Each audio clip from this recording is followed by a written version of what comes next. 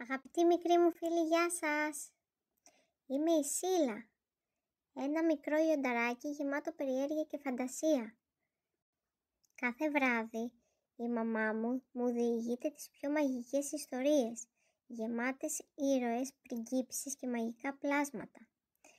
Αυτές οι ιστορίες με ταξιδεύουν σε μακρινούς κόσμους και μου δίνουν δύναμη να ονειρεύομαι. Μέσα από αυτό το κανάλι θέλω να μοιραστώ μαζί σας την αγάπη μου για τα παραμύθια. Θέλω να σας μεταφέρω σε κόσμους γεμάτους περιπέτειες, να σας κάνω να γελάσετε και να σας βοηθήσω να ανακαλύψετε τον κόσμο γύρω σας. Σε κάθε βίντεο θα σας αφηγούμε και μία νέα ιστορία. Είμαι πολύ χαρούμενη που θα σας έχω παρέα σε αυτό το ταξίδι.